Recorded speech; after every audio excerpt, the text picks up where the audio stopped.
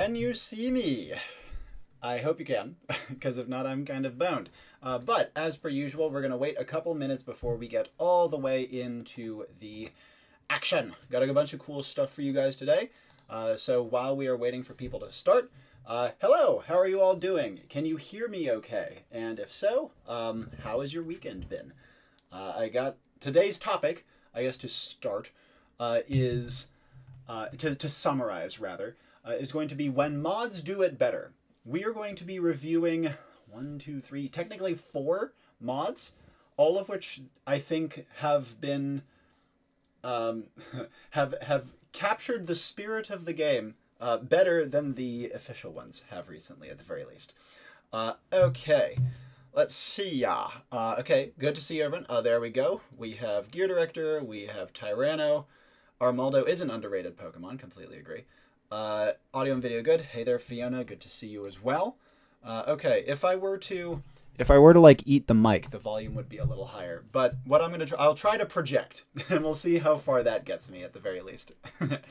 Nice. So we'll give a little bit to let other people filter in, and you guys can tell me what you're thinking about. One of the things we're gonna do at the end of today's stream is I want to talk about just kind of broadly modding in general. And how that might affect the channel going forwards, as well as some like side topics like contests and things like that. Just so we have a nice variety of topics. Also, before I forget, we have a special guest who's going to be joining us today, probably about midway through the stream. I will keep spoilies free for now, but that'll be something to look forward to as well. Okay, audio visual seems fine. Fantastic. Yes, I did remember your YouTube name this time, as opposed to your Discord one, which I'm used to seeing. So yeah, we'll wait a little bit longer. I guess the first thing is we'll be briefly summarizing something that Tyranno brought to my attention in the Discord in regards to the Age of Empires Three Kingdoms expansion. In fact, in regards to like how well it has been doing and things of that nature. So hopefully that will be a good place to start because it will bracket the rest of our conversation. In fact, maybe I don't actually know how to use this one super well, but let me see if I can. Age of Empires. Age of Empires. Oh no, that's not what I wanted. Okay, I guess I'd have to go to, like, the day of. Well, which I'm not going to do right now. I'll just leave this up so I remember what I'm going to be talking about first. Nice. All right. We'll start in one more minute and dive into the topics at hand. And let's see. Anything else that I would want to be going over today? Yeah, pretty happy with the topics at hand. Nice. Hey, good to see you, Daniel. It is awesome to have you in chat, my friend. The first thing that I wanted to go over, hey there, Christopher, good to see you too. First thing I wanted to go over is something that is relevant briefly to the Three Kingdoms DLC. Something that I saw frequently in comments when I was discussing it, and I have seen brought up on Discord and similar. Which is why I have this website up, even though I am a dummy and don't really know how to use it super. I think I have to click the date, but I can't remember what date the DLC came out, blah, blah, blah, blah, blah. So what this website does is it says top sellers on Steam for a given day, week, month, year, etc. And the thing that was relevant is a lot of people in comments when I was being critical of the Three Kingdoms DLC would follow it up by saying, well, according to this one interview that I think Masmora did, the Three Kingdoms DLC is selling extremely well. And so even if you and others don't like it, you're in a very distinct minority.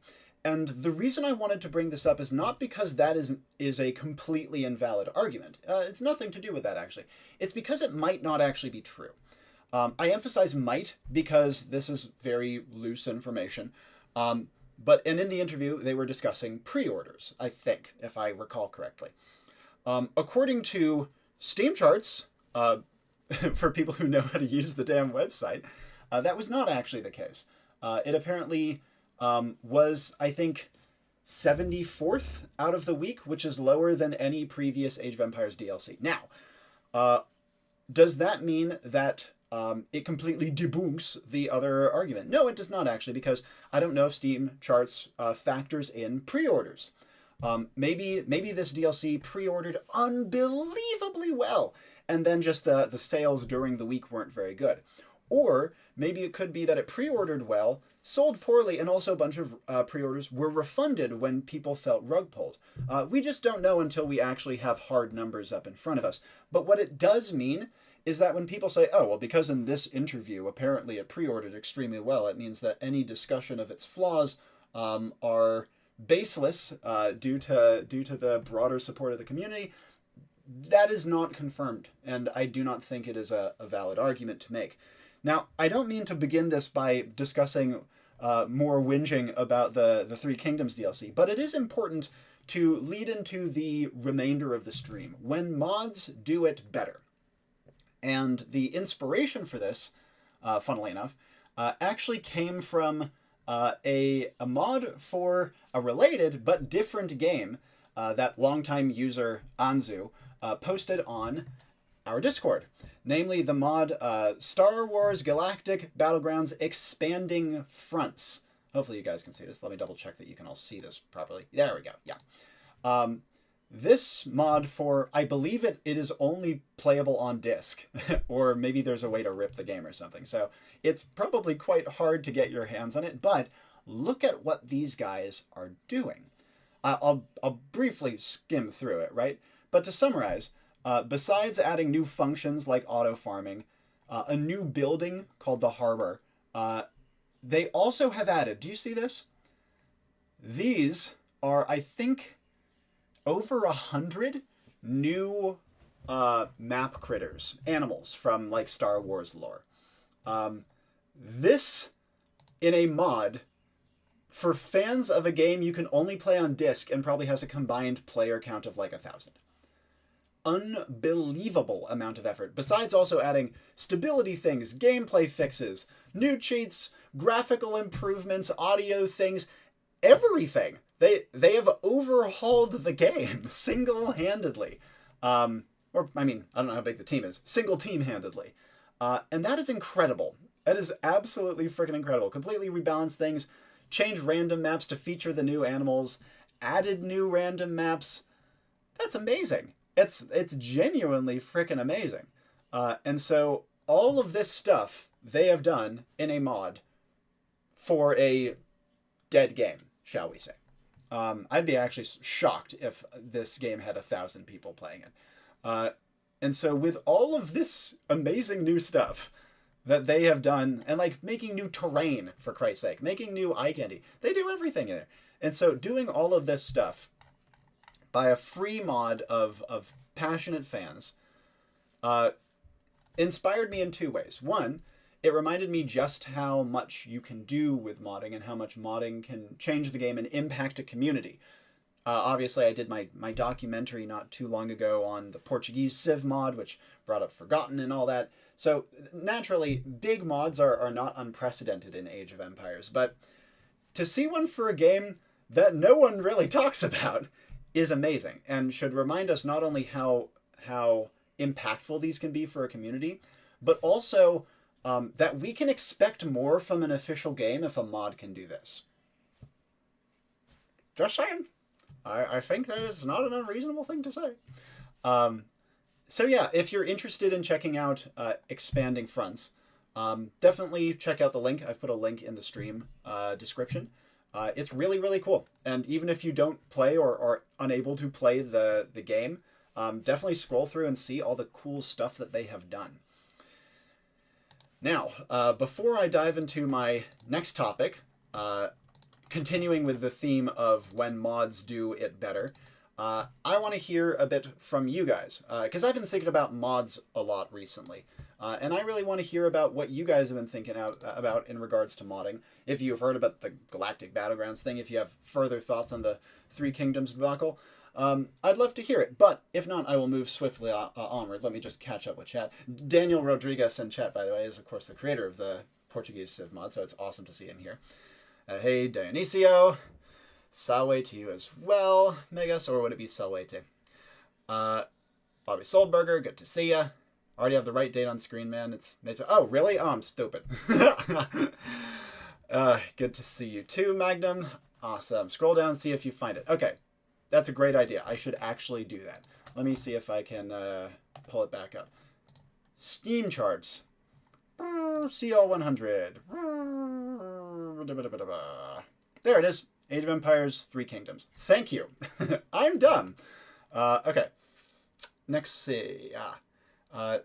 If they have given us what they wanted, they would sold even better. Yes, precisely. That is the thesis statement I would like to make. But I also wanted to discuss how, yeah, even if that was even if that wasn't true, even if given us what we had wanted had not sold better, what they did doesn't seem to be definitively making enormous waves. It could be, again, maybe pre-orders are that big of a deal and don't factor in here, but I'm not sure.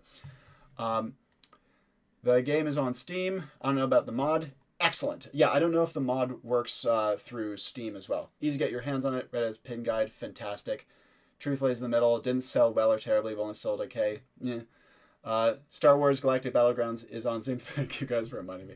But yeah, I don't know if the mod is only available on disc. So definitely take a look. It seems as though there's plenty of information and resources about it. Have never played SWGB, but familiar with the Expanding Fronts mod. Completely agree that mods team has done a splendid job. Oh yeah, and Daniel would know. It's really beautiful work here. Let's see what happens when Star Wars RTS fans don't get games. Yep. Then the AI promo image. Yeah, it's a little cursed, but whatever. I'm not going to hold it too much against them. Modding? Who'd do that? Well, certainly not you, Chimbeke. Only one of the most impactful AoE 3 modders. Talking about mods, there is a Divide et Impera mod that needs to be mentioned. Mods that keep those games alive, and each game that is honestly interested in them should be moddable. Yeah, I fully agree.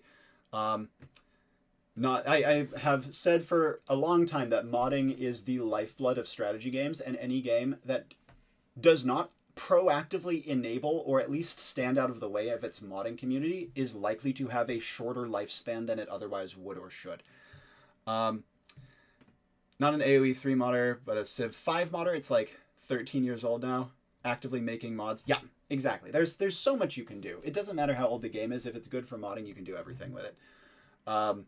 It sold a $3 King Dajillion. Nice. Horn of the Abyss mod for Heroes of Might and Magic. That's awesome. Yeah, there's a ton of great stuff. And like the more I've learned about strategy games and in general, the more I'm just kind of convinced of my pre-existing belief that modding is the lifeblood of them.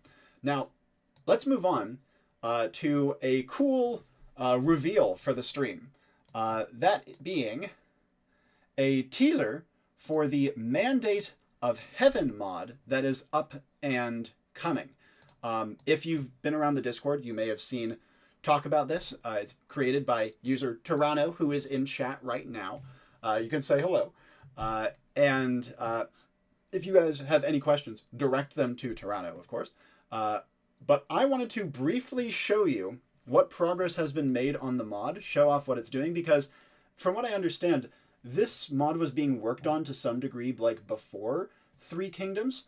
And then the Three Kingdoms being poo, or being disappointing rather, has given Tirano the extra push to finish it. Not to mention tons of assets, which again is something I will always credit the Three Kingdoms mod for doing right and bring to the game, is a lot of great assets. So because of that, let's take a quick look through and see what Tirano has done. Because not only do you have like repurposing of existing buildings for things like wonders and castles. That's pretty standard and quite cool and pretty well fitting based on what we have right now. We also have explanations of where the buildings were inspired from and why certain choices were made, which of course someone like me really wants to see. And even when there are like small stretches here and there because of graphical limitations and asset limitations, that is completely fine. Going off of what we can, right? I really like this analysis, particular for the choice for the Khitan Castle. I thought that was really cool.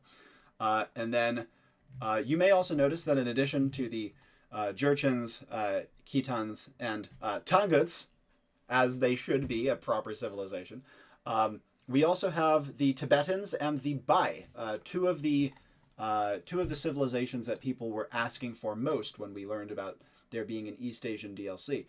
We also have campaigns for all of them, including the character portraits and things like that, which I think should be exceptionally cool to see as well. And a lot of ones are ones that I picked as well. For example, the Abaoji campaign is one that I proposed. But though I think that Emperor Taizong of Tang as an actual Chinese campaign is probably the one that I would be most excited for and most think deserves to be in the game. But yeah, you have campaigns for, I believe, all of the civilizations added, plus an official Chinese campaign with Emperor Taizong, who has deserved to be in the game from Age of Kings, if you ask me. Now, in terms of the civilizations, we have a brief summary here, not of what they do, but of how complete the mod is. So maybe I'll end with that. Let's do a quick look through of the actual civilizations and see what Tyranno has done with them. I won't linger terribly long, but for example, this is the Bai that we have right here. And so I'll just take a quick scroll through of their tech tree while I am stopping on the bonus box.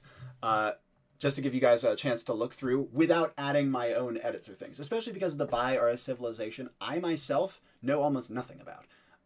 They're a civilization I've been meaning to get to for quite some time, but they're not one I know much about. So hello there, get the hell out of here, freaking mod update or add-on update. Anyways, these what the heck was I saying? These were actually made using the assets that the asset creators that I shared for Age of Empires 2 interfaces over Figma ages ago. So I'm glad to see those getting some use. I just realized that this does not actually show off the team bonus. There we go. Nice. All right, let's see the rest. This Bombard Tower, the Lo Chuan has been kept, as well as some of the other regionals that were adopted in that expansion. Let's see. Yep, doesn't cut off anything there. And then a beautiful little spoiler image, like promo image right here. Siege Workshop. Sorry, these are kind of out of order. And look at that, absolutely miserable, but very appropriate stable. Though we do have, again, the Heiguang being kept around. University, funky little offset there. I think that might mean that they are available early in Tech Tree, right? Let me double check to make sure I'm not dumb. Yeah, architecture available in Castle Age. Excellent. So that's what the Bai looks like in the Mandate of Heaven. The Jurchens, I think, probably are the least changed, if I recall my conversations with Tyranno. They even keep things like the Grenadier. Fire Lancer is obviously sticking around because it's actually really cool. They miss Bracer, which is daring, because obviously these guys I know well from my own builds. You have the Iron Pagoda, which of course I had being a unique upgrade to the Steppe Lancer, but this works perfectly fine as well. You have a pretty rotten dock. I think I gave them a better dock because they did invade Japan, or try to invade Japan at one point. Although that was kind of dubious. It was like, not really. Anyways, great eco, missing stone mining. Monastery is fine. Obviously, we have the great new monk skins. Rocket Cart was kept around in a very similar incarnation. Heiguang kept around in a very similar incarnation, although again I'm sure the stats and like specifics of these will end up being different. Oh, I forgot. We actually have jingles for some of these as well, so maybe I can play one of these, or at least a couple seconds of it. Eh?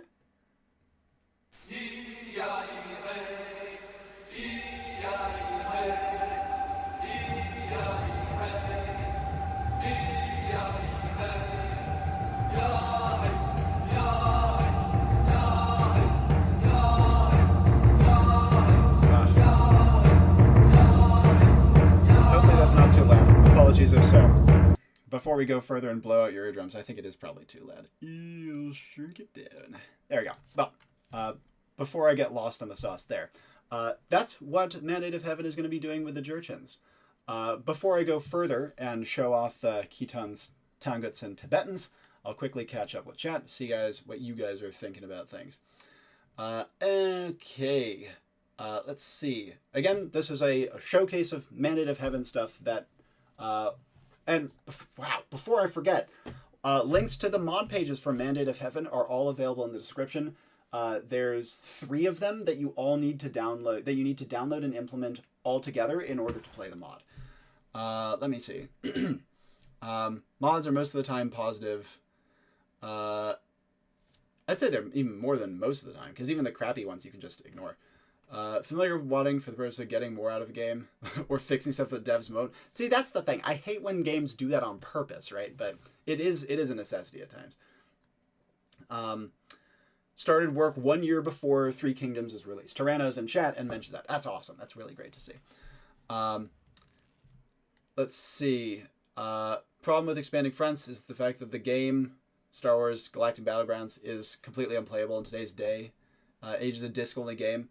Well, I heard Alpha that apparently it is actually available on Steam, and maybe the mod is compatible too. It seems as though there's resources out there for making it cross-compatible. Missed the start. Well, it's okay. Good to see you, Crossel. Guayer, how long has the direct been going? We only started about 20 minutes ago. From now. Farmers generate a trickle of gold. Sounds familiar. Yes, indeed. You're going to see a lot of things that end up being familiar or repurposed or reused, because sometimes a bonus that is currently in game fits better on another civilization, and that's something I've done quite a bit myself. Buy bonuses up for debate as to how strong it is. Everything is up for testing. Great to hear, Toronto. Let's see. Bit loud in comparison to the rest of the stream. Figured. Thank you very much. Okay, keeping track of the volume for jingles. Excellent. What civs does the Mandate of Heaven add? Well, let me tell you about more. We got Bai, Jurchens, Khitans, Tanguts, Tibetans. We've done Bai and Jurchens. I'll be showing off the other two momentarily. In fact, since I think I've caught up, let's dive back into it with the Khitans. This is another civilization I've actually done a build for, though mine was very weird, shall we say. Yeah, so what do we have here? We have archery range, which loses the hand cannon. Thank you.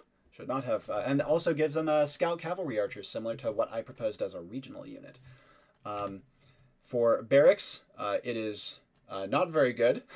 I did end up giving them the halberdier, though I obviously my build made them miss iron casting.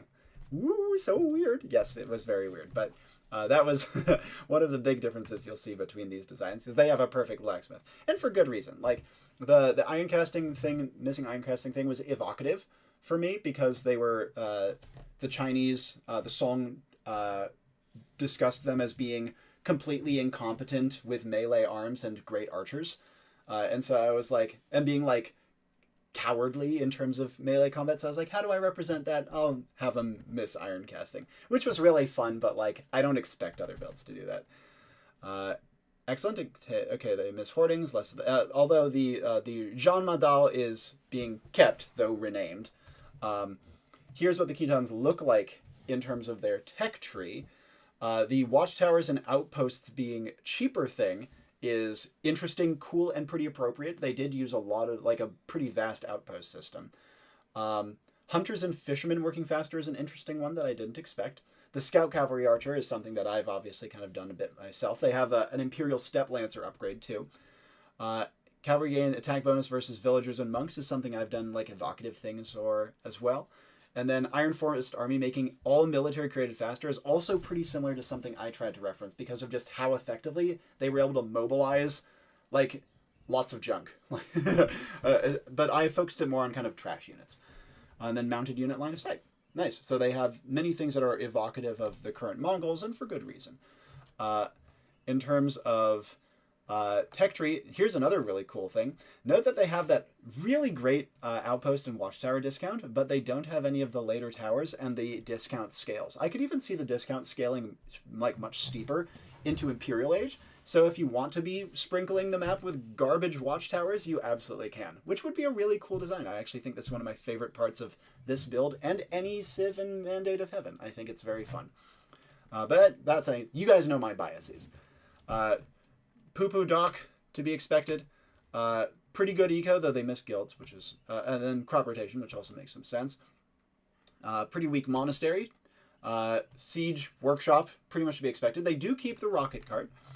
And then they do not have the Heguang. They have the Step Lancer, including an elite upgrade, which is clearly trying to, like, merge the line between, like, the Heguang Chinese style cavalry and the, like, nomad cavalry. Or maybe that's not what the goal is, but that's how I interpret it. University leaves much to be desired, but it's like balanced around what they can do. And they also have a volume thing or a Civ theme. There, let's see. Hopefully this one. Okay, that's loud.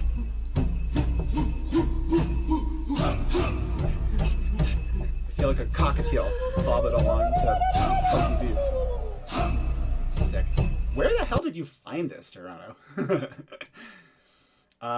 Tongats. Another civilization I've actually done. This is a really interesting one. Look at that archery range. Whew, even I wasn't that harsh. But I think that there is actually grounding for it. Quite good grounding even. And it lets their cavalry archers still shine, which is perfect. Barracks has more limitations than mine. You've got the Fire Lancer as well, which I guess can make, yeah, that's fine. Lose last infantry armor upgrade. Completely different unique unit than what I was doing. Defenses, obviously the dock is garbage. A lot of the docks here are going to be garbage. Eco as pretty much expected, although, yeah. Monastery like so. These ones have a promo image I can show off, which I think is beautiful, of this awesome caravan. And then they do have the mounted trebuchet, or as I call it, the Boxi Juan, just called Boxi here, which I think works perfectly fine. Miss Heavy Rocket card. Stable is cool. They get that big camel bonus. And Heguang, but they miss Elite as well as Step Lancer. I like that a lot. I think it makes them, like, they have a lot of limitations in their tech tree, but also a lot of options. And in their case, their bonus box comes last. So what we have is a huge discount to the all infantry and the archer line, which means that even though they only have archers, they get discounted. And maybe they're probably not going to be trained in Imperial Age, admittedly, but like it's still cool. It's a combo thing. Conscription being cheaper and available early, economic techs research instantly, which is cool, but I don't get the reference. A camel line bonus, which makes sense. They did have a camel focus, and then also cheaper unupgraded step lancers. So a big focus on cheaper unfully upgraded stuff. And then universities given gold, which I could see being maybe something that like the first 2 universities give a trickle of gold. Depending on how like annoying it is to see players spamming them, or maybe have it like cap out, like the more you make, the less it benefits. And then camel riders dealing trample damage, which is also quite interesting. So this takes the Tongats in a very different direction from what I did, and I think focuses them, at a guess, a little more on just before they formed the Western Xia, the Xia, and were still kind of like a vassal state to China, and then kind of shows them kind of leading in through administrative reforms and things like that into the Western Xia. That's my guess at the very least, just based on it. Really cool design. I love how boundary pushing these designs are, unexpectedly, given that it's me. Though, of course, being me, I'd love to see it go even further. Tibetans, lastly, another build I have actually done. I'm very proud to say I did most of these besides the buy, which we did first. Perfect archery range, makes sense. Perfect barracks, makes sense. Missing bracer, that's pretty daring, but I don't hate it. They have a completely different unique unit for what I went with. Great defenses besides and then obviously the garbage dock, to be expected. Eco, they get the current Khitan pasture stuff. Eco. Perfect monastery, which makes sense. Meh, siege workshop. And then a strong stable, though they do miss husbandry. Now, and then university is pretty good. So they have a great tech tree, really good tech tree. But let's see how that like lines up with the rest of their stuff. So they have farms, they have additional food, so it's pretty much just current Khitan stuff, which makes a lot more sense for Tibetans, admittedly. Gambesons affects archer line and cavalry archers. It's very similar to something I did. I'm very glad to see it. Cavalry upgrades free. Totally makes sense. And so they have a defensive style for their broad tech tree. Non-siege military units regenerate when near a monastery. Totally makes sense. Again, on the defensive side. Mounted units receive -3 damage from infantry. So very defensive, massive tech tree. And then monasteries provide population space, which is really weak, but like the rest of their tech tree is so broad and their bonuses are pretty good. It's a cool design, and again, very different from mine. And it seems to focus a little more on, at a guess, either very early or very late Tibet instead of like the conquest era where they were like mashing everything into the ground, because they were certainly not defensive then. But even so, you could absolutely still apply this to a conquer the world sort of playstyle where your armies just have such vast endurance that you can just keep on conquering. I really like this. I'd say that in terms of overall designs, this one is probably... I'd say this one is probably the most conventional of all of them, but I think it's still very applicable, and Toronto did a great job. All of the Mandate of Heaven stuff is really well done, and full credit to Toronto for putting so much into this, especially after we had our disappointment. This is, if you have a bad taste in your mouth about 3K, I'd say follow this mod quite closely. I will hopefully like broadcast a little more when it's a little closer to completion. And I hope it's been fun getting a chance to see what it's like, and I'd love to see what you guys are thinking over in Chatteroony. Okay, you can think of this, by the way, as like the build of the month, functionally speaking. Okay, let's see. Buy Farmer Bonus represents farming and selling tea leaves. Mods and fan games often make stuff that's far better than the official devs. Indeed. Xianbei Raider comes the Scout Archer. Excellent. In terms of model, yep. So hype, even if just a mod. I fully agree, Rex. Research into Ketons was that they liked fighting in melee as cavalry. I think that they probably did. The way that I tried to represent that in my build is that they had fully, like, very well upgraded stable units, but they just missed the iron casting. So they were, like, technically good. They just lacked something that the Chinese sources emphasized, which was probably propaganda, but I thought it was a fun niche. Let's see. And what else do we got? Most of the civs were landlocked, except Forgotten Empire turned them into naval superpowers. These look awesome. Completely agree. So hype getting to hear the civ themes. Completely agree as well. Are the Bossis stats the same as the current mounted trebuchet? Same, but access to different upgrades. Whenever people talk about Tibetans, people always talk about being politically dubious, which I don't understand what devs add to the game. That's a very broad topic that I'm sure people will be responding to you with. In summary, it seems as though medieval Tibet is fine in terms of Chinese publication, just based on what other games have done. So I think that even if they are using an abundance of caution to like avoid adding them, I do not think they have to. It seems as something that international players and Chinese players alike would be happy and excited to see, because medieval Tibet is an integral part of the history of East Asia, and it seems as though it is not blanked from being publicized and sold. Let's see, leagues above the official DLC. Yes, I completely agree. Love everything about these designs and the model as a whole. Main critique, as a personal one, is I'd love to see the pastures be way more widespread. Oh yeah, of course. Like there's so many more things that could additionally be done, but just in terms of what has already been done and what could be done further, I think that this is a fantastic step, and it's great to see you guys being as excited for it as you are. So, I will. Pardon me, getting a message. Give me a 5-minute heads up. Bam. Reason I am responding to a quick message in the middle of the stream, very rude, I know, apologies, is that we're going to have a special guest on the stream, as I said. He'll be joining us in about half an hour. So in the meantime, there's some other topics to discuss. Let me quickly finish catching up with chat real quick. Very good job. Well done on Mandate of Heaven. Would pay money for that. Bingo. I remember when the DLC was first announced, and this mod was pretty much what everyone was expecting and hyped for. Yeah, precisely. Bingo. Would have made Monastery pop boost by 10. Totally makes legit. Mod looks uninspired. I would disagree with that. I think that considering it was made well before the current, or started well before the current one, and fixes a lot of problems it has, I think uninspired is very uncharitable. Does this have an official release date? I do not know if it has an official release date yet. Playable version out now, full completion. Don't have a date up yet, as new people are joining and speeding up recently. Fantastic. Posted some ideas about Tibetan tech tree ideas. Nicely done, Prox. Playable version, you say? Yes, indeed. Like I mentioned, in the description of the stream, you will find the links to 3 mods, all of which must be downloaded in order to play Mandate of Heaven. There's a UI mod, a tech tree mod, and like a model asset thing. I don't know. Maybe I'm screwing that up. But you need all three in summary.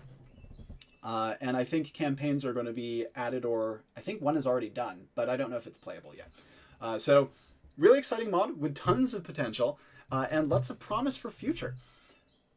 Now that we've covered this particular mod, kind of continuing the stream's theme of mods do it better, I'd like to talk to you about some of my own plans for mods very briefly. I'd like to hear a little bit about what you guys would want to see from me in terms of mods. Because obviously we've talked many times in the past about me trying to implement ideas and things like that as mods. And I have actually attempted to do so. But the trick is twofold. One is that even when I find fantastic modders to work with, of whom there are many and have been very generous with their time, it's hard to carry the project all the way through. People get pulled away by other projects. Attention is lost. And of course, I'm working on a lot of my own stuff as well. So I haven't been able to figure out the logistical time coordination yet. But there's a second piece to it too, which is what I really want to hear from you guys about. On the channel recently, I've been doing La Vanilla builds. Stuff that is technically implementable in the game as mods. Which is true, which is good. And I try to keep them as believable as possible while still being Robbie flavored. I am curious to hear whether, if I were to put out a mod, you guys would want to see me go much further with it. And rather than adding civilizations to the conventional roster, so to speak, to be played against each other, whether you guys might want to see me go further and do more total overhaul style stuff like you might see in the Portuguese Civ mod. I have a lot of ideas on how I'd like to do this, if so. And while I am happy to do more conventional Civ mods, and they'd certainly be easier. There's no doubt about that. I feel like, I don't know, I don't feel like they're really necessary. Not in the sense that I don't think they're fun or good or important, but that we already have the Civ Builder tool, the Krakenmeister's fantastic Civ Builder tool, which has been recently updated, I believe, then is now compatible with the rest of the stuff. Correct me on that if I'm wrong, but I believe it's been updated. And people are making so many amazing things with those, and they're doing them so well. Do we even need to have my civilizations modded in the La Vanilla style? Would it not be more interesting and useful to the game and exciting and enjoyable for you guys to implement stuff that hasn't been done before, you know? Because for transparency, the thing that I would love to be able to do is use these as a testing ground for ideas and strategy games and RTSs more broadly. Like, we have a whole library of fascinating strategy games to pull from in terms of mechanics and ideas and ways to approach the game. And so maybe it would be better suited for me, known for pushing boundaries, to make mods that did so as well. If I were to be like helming mod making projects, paying modders using what money I make off of the channel, even as that grows, and maybe even using that money to do things like, I don't know, support tournaments, make bounties for people to create assets, that sort of thing. Not only is that something you guys would be interested in, but what direction should I take it in regards to conventional boundary pushing? If boundary pushing, how boundary pushing? It will, of course, need to be implementable, which is a limitation, of course. But within the boundaries of implementability, how far would you want to see me go? I'd love to hear some back and forth from you guys if you have strong opinions. I'll catch up briefly with chat as well. New level designer for Minute of Heaven. That's fantastic.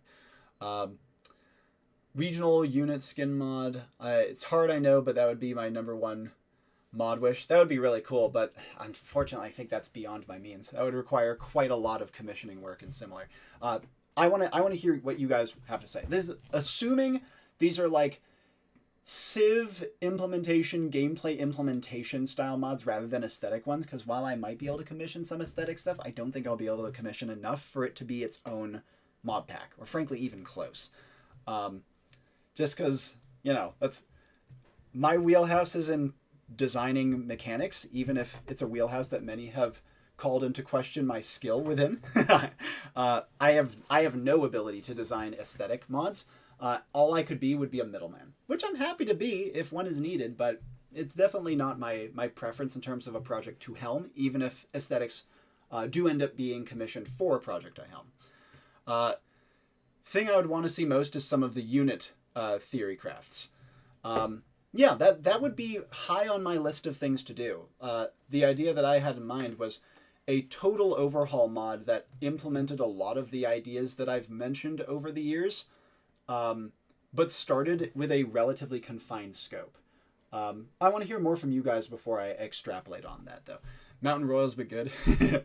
I could try to do that, like go back through existing expansions and put my own takes on them. But again, I feel like the Krakenmeister tool is just better for that. Like, it's such a versatile, great tool, and the community already has done so much cool stuff with it. Then I don't really know that me giving my own takes on them, forced with like sticking within conventional bounds of the game, would be that like useful. Regional architecture mods, yeah, again, same thing as I mentioned with aesthetics. Mod Civs tournament, yeah, that would be on my priorities if I were to put one out. Is to actually put up money, make you guys compete for that shit, but also have some other like fun categories too. Maybe have a thing where if I actually get to put out a mod, have people try to make a campaign out of it. That could be sick. By far the biggest hurdle I see with AoE 2 is just the devs make mods hard to make and use, which is annoying, because if you add a new civ, you basically need to add a campaign to showcase it too. Yes, I agree. I think that the recent patch before 3K did a fantastic job of giving modders additional tools, but there's always more that can be done, and it's still very dense. One of the reasons that I cannot make the mod for you guys, I can just commission it and try to helm it as best as I can. Proc says I'm going to work on a mod adding a bunch of cool stuff. As I play competitive, but I want more historicity, yeah. More L'Avant-Garde, yes. Let's see if other people are interested. The amount of custom campaigns I've seen so far, I won't be surprised if someone is already making one for Chinese, Jurchens, or Kitangans. Oh, yeah, probably a bunch of them. Civ variants, minor gods from AOM, for certain leaders. If anyone wants to do it, should definitely be you. I'll tell you about that in a second, because I've been thinking about this idea for 3 years at this point. But I'll get to that in a moment. Absolutely agreed. Excellent. This could be the DLC if World's Edge contacted and requested this mod to make it official. Yeah, the Mandate of Heaven, completely agree. Could focus on 3K, DLC, and release them both as a bundle. That'd be awesome. Would love to see more unconventional mechanics, especially in mods, as most mods seem to stick to very close to the vanilla game. That's kind of what I was thinking too. A lot of mods they're trying to be believable. They're trying to be a part of the game. That's not bad, but I don't really know if I have much to offer to that like body of work. And I think I really am feeling inclined to make stuff more unconventionally, unless any of you guys feel strongly opposed to that. And for what reasons? I would love to hear that. How much did you lose? Don't worry, Pedro. We've gone over an awesome fan-made mod in progress called Mandate of Heaven. We talked about some other mods like Star Wars, Galactic Battlegrounds, Expanding Fronts, and now I'm talking about what mods people might want to see from me if I were to try to work more diligently to commission ones, and how conventional or unconventional they should be. Love the Jordan Persians, but Armenians ticked me really. Yeah, completely agree. For Mountain Royals. I have Khitan language on my PC. Oh, yes! That would be sick. Tournaments would be awesome. Oh yes, Robbie, all civs should have unique and accurate voice lines. To the best of my abilities, that's something I would desperately like to do. I've actually made inroads with like reaching out to people who know languages, who can actually help me like source and voice language lines if I get to that point, but that's one step in the path, and it's a later step, but still a very important one. Please do Croats next or Sinhalese. I have a good number of other civilizations lined up that I'm pretty committed to. With my slower release schedule, it's going to take a little bit. Question I always have is it possible to actually add new civs rather than replace? Well, again, it happened with Forgotten. Seems very possible to happen for now, but if I were to make a total overhaul mod, like I said, I would probably be focusing on mostly doing a very drastic overhaul to the tech tree and the way that the game is played and paced in general. And so I might even only start with like a couple civilizations just to get like the broad strokes of what I'm going for down pat before I commit to a shit ton of variations, if that makes sense. So if I was doing a mod, it might even be that we don't need to worry about adding more civilizations at first while I try to like hammer out the kinks of what does and doesn't work. The problem with Chronicles, while it may sell, is that they never retain players because of not having multiplayer. I think that is largely true in current format. I think there would be ways to make it actually work. High expectations for the AoE religion, or for the religion rework part 2 and why AoE sucks videos. Those are actually still both scheduled. I have many more ideas. Personally, if you were to make anything, I think a rework of the game as it is would be coolest, with buildings, units, techs, existing civs. Definitely l'avant-garde. Something could work with existing campaigns and scenarios too, with small adjustments. I don't know. That would be really tricky to work with the existing campaigns and scenarios, because I think I'd probably go for something pretty dramatic. But it would, if I were to put together a mod, I think that creating a campaign for it would be a very high early priority once it got to a place where I and you guys, because I'd be obviously putting it out to be tested, we're happy with how it looked. Already have the Tibetan's voice for Mandate of Heaven mod. That is fantastic. I am really glad to hear that. Nicely done with like doing voice line stuff for Mandate of Heaven mod, by the way, Toronto. That's really great to see. Mod I would love to see is AO2 according to Robbie, encompassing every rework and update you did. Yeah, that would be pretty much what I would be trying to go with. There's plenty that would be different from my initial implementations, both because of limitations of the game and because my mind may have changed. And so because of that, I think that what may end up happen, okay, factoring in two things that people said earlier, sorry, responding to my special guest, is one thing, I would probably, in my mod, try to work within a very specific time frame, because I always talk about how much I hate how big the AoE 2 time frame is. So I'd probably have the mod focus on just the kind of fall of Rome and barbarian era, like 200 or 300 to like 600 or 700 AD worldwide. The kind of like classic Middle Ages, like 600-700 to like 1000-ish, 1100-ish AD. The kind of era of the Crusades and adjacent. Again, this is worldwide, even if I'm using Europeanized terms here. 1100-ish to like 1400-ish AD. Or the kind of beginning of the age of exploration and the Renaissance, 14 to like late 1500s. I'd want to pick a time frame and commit to it, because I do genuinely believe that even though the game's framework can work with all of them, it doesn't work well with all of them together at once, both in terms of tech trees, in terms of progression, time frame, technology, but also on top of that, just the sheer amount of shit you have to pack into the tech tree to make it even slightly work. I think being specific would be better. So that would probably be my inclination for how to do it if I were to make a mod. Though there's nothing saying that if it did well, we couldn't expand to other time frames and maybe even have them be cross-compatible. That would be pretty freaking cool. But again, I'd want to start small, because given that I'm working on a game right now, I'm working on my own tabletop game, Enclave, doing its 2nd edition, as well as making a huge expansion for it. I've learned that biting off more than you can chew is a great way to choke. And so if I want a project like this to be finished, I'd need it to start small. But, God, I got sidetracked again. Connecting to something that someone else said earlier, I can't remember who it was, about adding effectively the minor god mechanic from Age of Mythology. This is something I've been thinking about for a very long time as well. My pitch to you guys, tell me what you think of this, right, is a mechanic called fealty.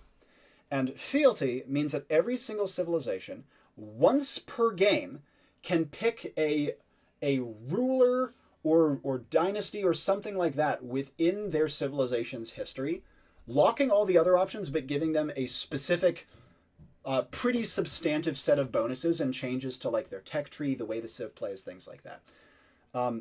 Fealties could be available from the beginning of the game, but the longer you waited, the more sophisticated and interesting ones could be unlocked. And once you pick a fealty, not only are you committed to it, but your opponent gets a notification. So the opponent's like, this player has committed to Charlemagne. All right, we're dealing with a Charlemagne rush. Fuck, how am I going to deal with that? So that there's some notice to the player, to your enemy, of what your kind of strategy is. And so that you can't just like surprise them with the goddamn Charlemagne rush and finish the game in 5 minutes. That was what I was thinking for fealty. It would not be something you would pick age by age by age, but I like the idea of unlocking new ones by age. I think that would be really cool. So that's an example of one of the many things I would want to bring to the table if I were doing a total overhaul mod, something that's really big, like really dramatic, and changes the way the game is played in a very substantive way. And it would be one of the mechanics I would be most interested in adding. Would love to hear what you guys think. Let's see what else. Let's catch up with chat now that I've sidetracked myself into oblivion. Love to see a total overhaul mod, something like a modern Age of Chivalry. That's kind of what I'm thinking of. Like something that was specific and focused on my strengths as a designer, and doesn't commit many of the same problems that I see the game committing now that I often complain about. Like, since I complain about time frame, I don't want to have a 1,000 plus year time frame in my mod if I were to do one, right? If you make a total overhaul, what it would be about, change current civs, maybe from a different time period of theme. I've discussed a bunch of that already, so hopefully I answered that question. But if not, happy to follow up if you still have questions. AoE 3 Home City for AoE 2. What? Nobody, only me. Well, I could be convinced. Maybe there's a way to do something loosely adjacent with a building. I've actually thought about adding, not an embassy, because that's not really a medieval thing, but a court building that could do maybe something similar. Maybe a Chronicle style mod, different game, like inside AoE 2 using AoE 2 as an engine. I don't want to tell just one story with a mod, which is kind of my issue with Chronicles and the Chronicles civilizations. But I think that's something that goes even further than Chronicles in terms of being a full overhaul of tech tree and time frame and things like that would be the way I would want to go about it. There should be themes for Tibetans and Tongans in those folders somewhere. Oh, nice. I'll make sure to show them off. Way too underrated time frames, roughly 1,100 years. Nothing changed in the meantime, obviously. Agreed on having a more specific time frame. I think Pike and Shot would be interesting. Yeah, I actually love all these time frames. Pretty much anything from like 3000 BC to about 1650 AD is something that interests me. Besides that, I'm like, not really a fan. But yeah, anything within that window is on the table, kind of, depending on what assets we have, which is why I think that a more medieval specific one would probably be best to start with. Somewhere within, again, Fall of Rome and beginning of the Enlightenment. You want Age of Exploration? Try AoE 3 today. Nice. There's a time frame that the Three Kingdoms makes sense in. Hey. Another way you could have handled the Three Kings civilizations is by making 3 of them into a single civilization. You just choose what of the 3 nations you want to go with.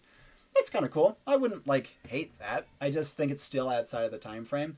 Maybe if you were going to if you wanted to be a stretch, you could just have a Tang civilization, and then for the purposes of a Chronicle style campaign, adapt the Tang to better fit the 3K era and then pick a nation. I'd be totally fine with that model. You're putting civilization into my Age of Empires? Yes!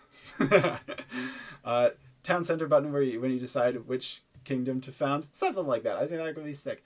I don't feel AoE 3 covers it too well. It's more focused on Napoleonic era, but I'd like to see actual pikes with long range. Yeah, AoE 3 does have a weird time frame as well. Because history kind of accelerates at that point, I do wish it had been broken up and bounded more clearly as well. Pike and Shot somewhat represented in Cossack games. Nice. If there's a mod, I would try to make it be Korean rework. Yeah, absolutely. Fealty mechanic sounds a lot like AoE 3. Yeah, I'm sure it does. Though from what I understand, AoE 3 is probably more similar to Age of Mythology minor god selection thing for your officials or whatever it's called. But at the same time, it also would have like home city-ish elements because yeah, those are cool. Those are fun. I think those are great. I just think having it be something you pick once and then have to commit to is quite cool. Beep to you too, Scythel. Only a bit like the age up mechanic. Byzantine Z, the sweet mercenary juice. It's great. Something like Chivalry mod, yeah. Same 1659, nah, too far. Lost all interest. Robbie probably. Bingo. Yeah. Okay. Maybe you can hold my attention. Maybe you can hold my attention until 1900. But as soon as we talk World War One, I'm like, not that interested anymore. Though that said, I did watch like a 2 hour, I listened to rather, a 2 hour long World War One documentary the other day when I was doing laundry. So it could, okay, it could hold my interest. It's just not something I want to devote an entire ass project to. 30 Years War? Hell nah. English Civil War? Okay. You sold me. I make an exception for the English Civil War. 1500s is better. Anything beyond is AoE 3 territory. Pikemen having pikes for a start would be nice. Yeah. Can't make goat unit just for being a real pikeman. I completely agree. Renaissance centered setting has a lot of options. I do think that in terms of AoE 2 and the way that AoE 2 works and the assets we have and the mechanics of the game, I would draw a pretty firm cutoff at like 1600 plus minus 20 years. I think anything beyond that is probably a little too much sauce for my taste. At least for now. Maybe I'll change my mind. But yeah. So it seems as though you guys like the idea of a total overhaul mod that is very l'avant-garde and really pushes the boundaries of the game. Am I picking that up right? Is that something you guys want to see? Because it's something I can try to devote more attention to. And perhaps in future streams I can show you guys some of the things I am considering so that you have an idea of what I'm looking at and have chances to give feedback before I commit to anything, shall we say. Maybe we can even think about what first couple civilizations we would want. Because like I said, bite off too much, bite off more than you can chew and you're going to choke. And so if we have like an idea of like 4 civilizations that maybe interacted with each other a bunch, so we have grounds for a nice campaign to start things off. And then from there we expand out once we're happy with what we have. That sounds really cool, really compelling to me. And if it sounds cool and compelling to you too, then that can be something that I shift my focus to try to prioritize more on.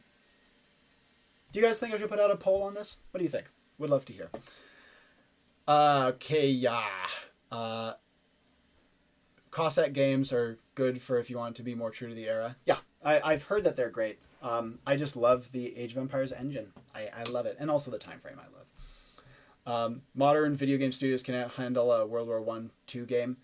Plus, what would aircraft look like? Yeah, Empire Earth has things to say about that, and it's not pretty. Like, that's the thing with modern stuff. It really gets muddled in terms of how to make the mechanics work and feel copacetic. Like, this is not, of course, a real-time strategy game, but in Warhammer games, like 40K, aircraft aren't like units on the map. There's something you like call in, they do a thing, and then they leave. Because they're too fast. Like they cover too much ground for it to make sense for them to be bounded by a single battlefield. And of course that operates on a much smaller scale, but could be kind of an interesting way to do it. Like aircraft aren't units, they're like widgets stored within a building. You task the building, go bomb the hell out of this, and then the aircraft go and shoot out and do the thing by themselves. Maybe a way to do it. World War I game could be sick, mostly because of a lot of the content of trench warfare and strategy games. Yeah, I actually think it could be very cool. It would just need to work and look very differently, I think. AoE formula needs to be completely overhauled for that. Yeah, exactly. Question is, could it even feel like an AoE game? I would argue I would probably argue for anything past 1600, it starts to feel weird for the AoE 2 engine. For AoE 3, I mean, probably Victorian. That would be probably my cutoff point for when it starts to feel like beyond the scope of the engine. AoE 3 are like the fantasy version of history with all the greatest hits. This should have been the DLC. Completely agree in terms of Mandate of Heaven. I guess that's why I like AOM, because it's not trying to be historical. It's trying to be mythic. I actually don't think it's trying to be mythic. I think it's trying to be pop fantasy. Or like pop myth flavored fantasy, which is one of the reasons I don't like it. I wish it were mythic. I think that if I had my dream game to make a mod for, or helm a mod for, design a mod for, would be Age of Mythology, because I just know and like mythology more than I know and like history. And I like history and know it a lot. I just have way more thoughts about mythology. And there's way more ways to make it pop in a way that I think is really compelling. But that said, there's still tons we can do with history. Still would be nice if I could not have horn helmets. Dawn of War had aircraft. Oh, interesting. Empire Earth did plane warfare quite well. I have major problems with Empire Earth, but it was fun. It's just silly, but fun. And there's places for that. Cossacks 2 is best combo of Total War and AoE style RTS. I've never played the game, but I wouldn't be surprised if you're right. Soulstorm did aircraft. Sick. Bound by their fuel tank. Yeah, exactly. I think that was one of the cool things about how Empire Earth did aircraft. Functions like gunships. Yeah. Having a poll on this would probably reach more people, as I'm sure everyone is big into L'Avant-Garde. You'd think so, but when I did a poll on it a while back, people said they wanted to see more conventional stuff, but that was like over a year ago, and maybe things have changed since then. Transition from Renaissance to Contemporary has to be extremely well made. Yeah, it completely changes. One of the things that Empire Earth annoyed me so much with is how your guys are still pulling pumpkins out of the ground and smacking the stone with pickaxes into the frickin' modern age.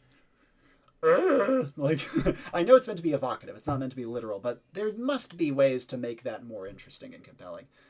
A game that did it well is World in Conflict. I've actually never heard that one before. AoE ends in the Victorian Age. Nice. World in Conflict, never heard of it. Yeah, I've never heard of it either, actually. Literally, I've never heard of the name before, even. I think World War I doesn't work with how warfare works in AoE. Yeah, I would just say so, too. Widgety style of doing it is how active aggression do it. Huh. You call them in, they do their thing. Same with war games. Yeah. Active aggression is another one. Man, you guys are bringing out terms that I've never heard of before. You could make a name generator for real-time strategy or like military strategy games, because active aggression, does it sound like a strategy game? Yeah, it sure does. Have I heard of it? No. That is just wild.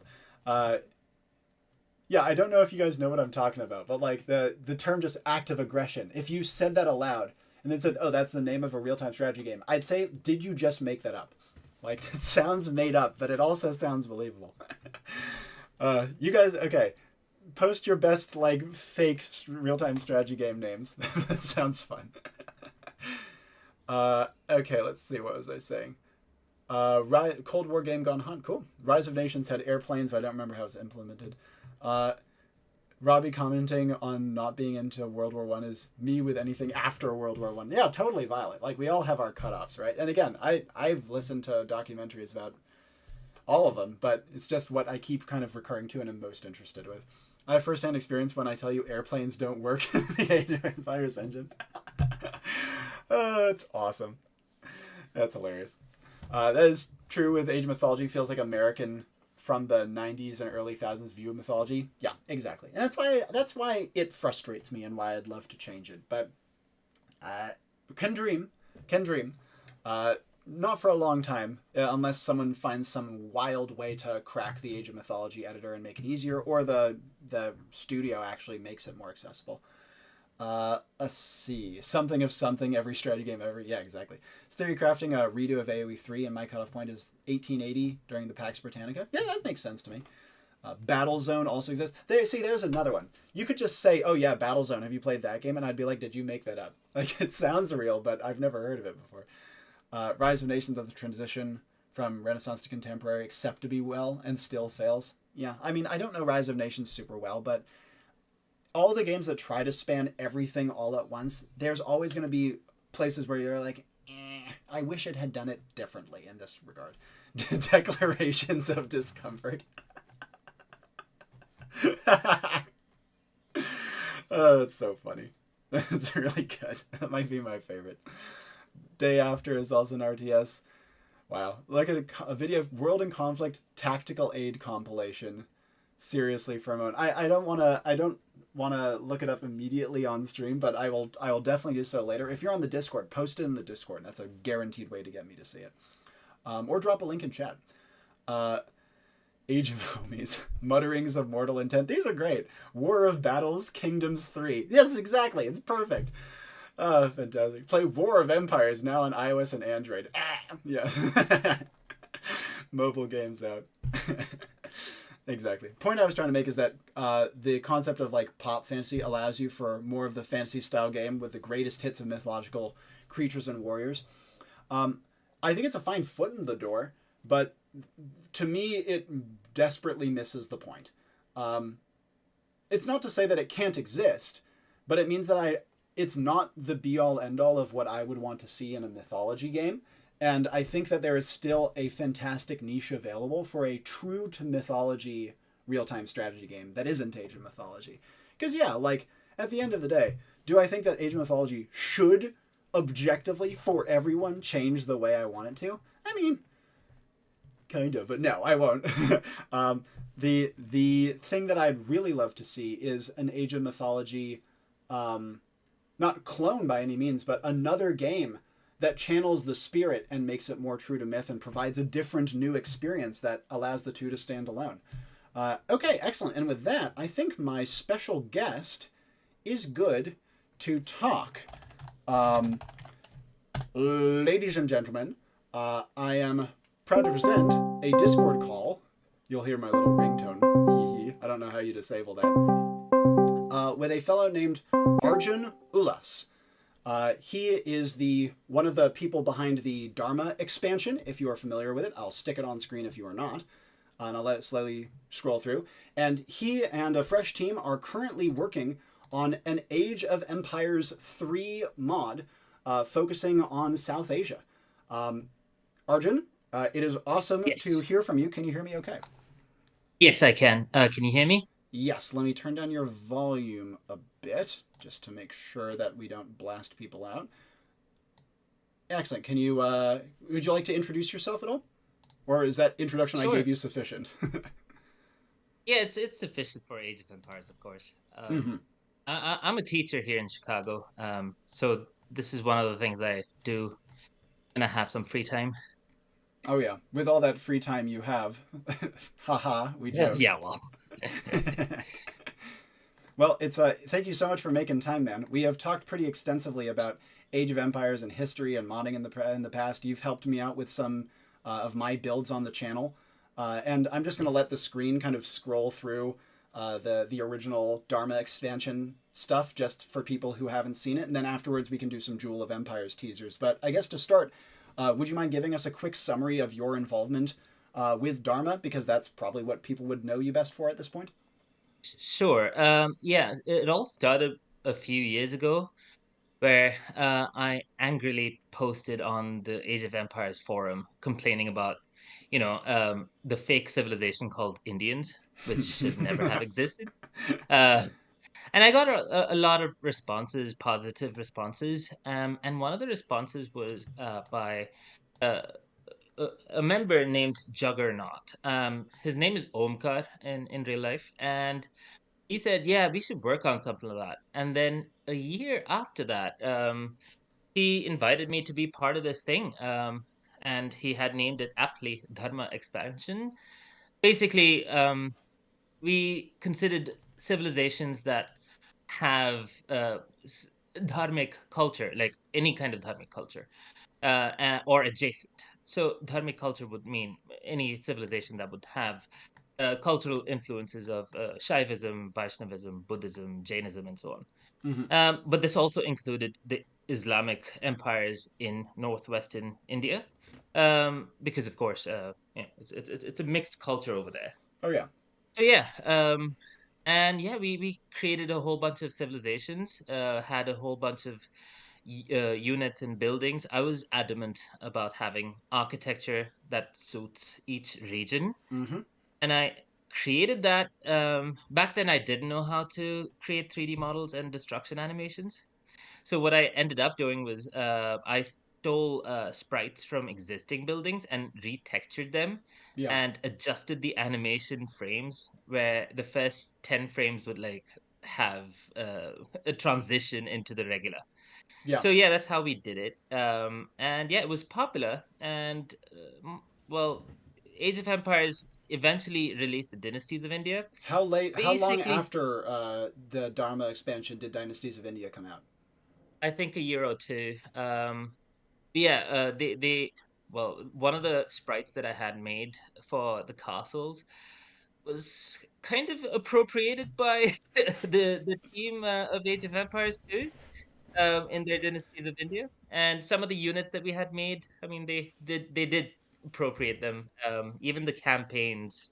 So yeah, Mm, but I'm not gonna complain or sue them. I'm just happy that they finally fixed the error, at least partially. yeah. Now, you mentioned that you used to not be able to create 3D models and destruction animations. Is that something that you can do now? And how the heck did you learn? Well, I learned from YouTube. Wow. But like two of the members that you sent to me, like the South American Mm-hmm.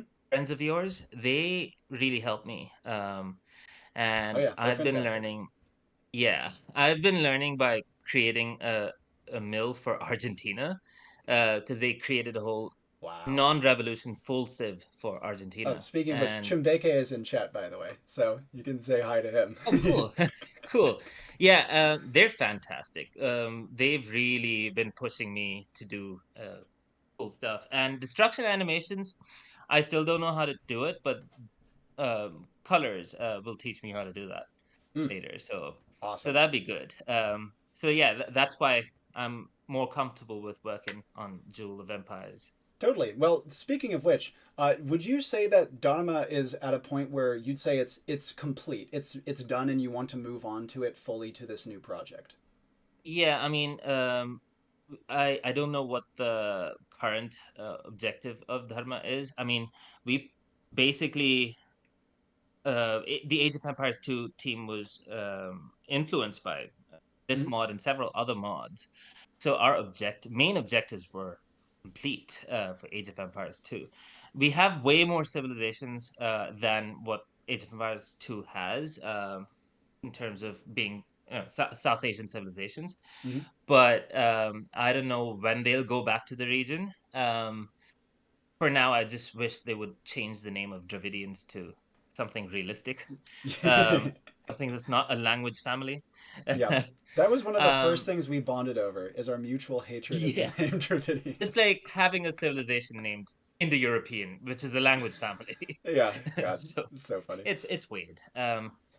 But yeah, I'm not part of that anymore. Mm-hmm. I think everything about Dharma will just be done by Omkar from now Mm-hmm. on. Juggernaut, that is. He's the main guy of Dharma.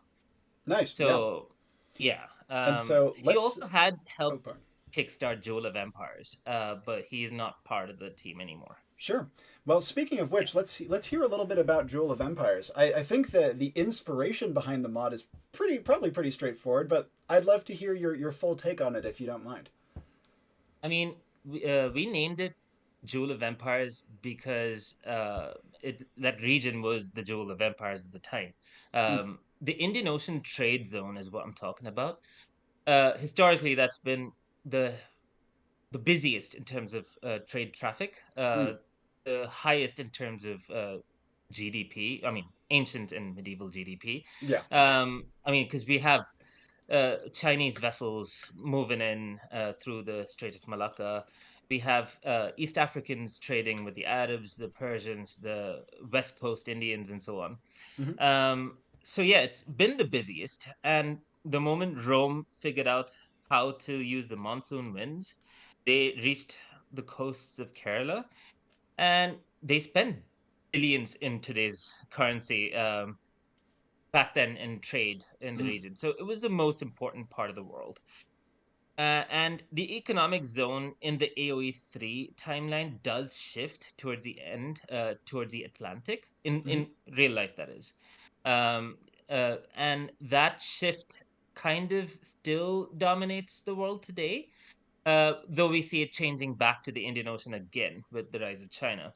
Now, we named it Jewel of Empires because we want to expand on the civilization in that on the civilizations in that zone because it's the least represented, though it's among the most important Mm, in the timeline where Age of Empires 3 exists. So all these companies like East India Company of the British, the Dutch VOC, and so on, they had ports expanding through throughout these regions, and we need the civilizations truly represented. And of course, they've made the same disgusting mistake of having Indians, a fake civilization, exist in the game. I was about to comment on that. Yeah. So yeah, we're starting with the Iranians and Mhm. the Hindustanis. We're splitting the Indians, of course, because it's not supposed to exist like that. So we're starting off with the Iranians, the Hindustanis, the Sikhs, and the Marathas. Mhm. So for this, we're creating two new architecture sets. One is a Khorasani, Mm. which is of course the blue lapis lazuli, beautiful structures that you see in eastern Iran Yep. and Afghanistan and Uzbekistan and so on. And one we're creating a coastal peninsular architecture for the Marathas, where we have slanted roofs and so on. Because the current architecture set for the Indians is very Mughal. Yeah. That Very. wouldn't be for us. Yeah. Absolutely. And although I'll get to like some of your future plans later, but let Mhm. me just show some of the assets that you've created. So these assets are all completely original unit icons, right? Yeah. And I have created like I have modified a few other icons. I don't think I shared those with you. Mm-hmm. I've just shown you the new ones that I've created. These are mostly for the Iranians, and some are also common with the Sikhs and everything. Yep, fantastic. And for the unit modeling, have you guys started work on that yet, or is that something you're going to be getting to in a little bit? No, we're doing architecture and portrait unit portraits now. Excellent. That's fantastic. So you also sent me a whole bunch of different flags, Oh which I yeah, I've can't done help all the but flags. notice went like well beyond the civilizations you just mentioned. Do you mind if I show Yeah. those off too? Oh, absolutely. All right. So let's see. We have. Wow, we have so many to start with. Well, we start with Hey, the share Iranians. the screen so I can see as well, because I don't want like the double voice here, so Oh, pardon I me. don't Here, want to I'm open not YouTube actually sure I'll separately. be able to. I think I might crash the stream if I do that because Discord is really Oh, weird for me with screen shares. But I can you know name what? the one I'm I'll get looking my at. phone so I can see through and Oh, help you out thanks. with the names. Yeah, I'm looking at the Yeah. Iranians right now first, but I'll just tell you the one that I'm looking at. Yeah, so we have Iranians, and then we have Sikhs right here. And are these also created by you? The flags, yes. Yeah, awesome. That was beautiful. It's very classic Arjun work. But then we have a bunch, and then we have Mughals, of course. So is that what you're going to be kind of like rebranding the existing Indians as? Because, or Yeah, are they going to be we're something else? calling them the Hindustanis. Mm-hmm. But yeah, because the Mughals literally called themselves the Empire of Hindustan. So, Yeah, exactly. And then there's one that's labeled JK with red and yellow. uh, Jammu Kashmir. Oh, Jammu Kashmir. Okay, there you go. So it's a you actually have a Kashmiri one planned as well. Yeah, that's going to be a revolution civ, Oh, I sick. guess, I because we see. don't I have. see. Nice. And then Yeah, you have the Hyderabadis as well. Is that another revolution? we have the Hyderabadis as well. That's the yellow and black one. Mm-hmm. Or I have it as yellow and green, and then I have Burmese as the peacock one with yellow and black. Oh yeah, yeah. Yep. And then we also have one for the East India Company. Would this also be set up as a revolution? No, we initially thought of it, but no, we want it as a very interesting civilization with a completely different plan, whereby they would advance through the ages using princely states, the kingdoms allied with them, Mm. right? And opium. Aha. Excellent Yeah. history reference. Opium's going to be a game function in this. Yeah. Oof. So That's yeah, awesome. it's It's rough, it's a but it's little awesome. controversial, but yeah. Like I be true to history, man. That's what I like to see out of it. Then we have a Bengalis one, white with the Yeah, sword that's a and the three revolution civ. girls. Okay, awesome. Yeah. And then we have the Baluchis as well. Also revolution civ, yeah. Yep. And then the Awadis, which is one I don't really know very well. Yeah, I would. That's also revolution civ. That you've probably seen the spelling Oudh.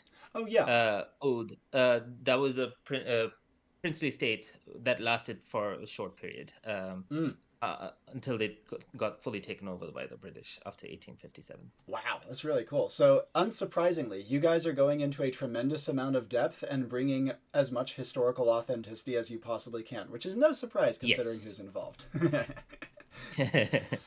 Now, another more broad question is why have you pivoted from AoE 2 to AoE 3? Is it mostly because you see the issue of the Indians in AoE 3 and want to correct that? Have you shifted Uh, interest in terms of general time yeah, frame or what? I've generally hated AoE 3 in terms of which direction they're going in, Mm-hmm. because I've noticed that they're very lazy with how they come up with new civilizations, because they don't want Mm. to create new architecture sets. Because of course, each civilization in AoE 3 is very unique, right? Yeah. So what I've noticed them doing is they stick with the assets that they can reuse, Mm. uh, which is why they're shy from dealing with creating the Iranians. Of course, like how can you have an AoE 3 game without the Safavids, Yeah. or the Marathas or the Sikhs? These are like key empires, or the CMEs, the Thai.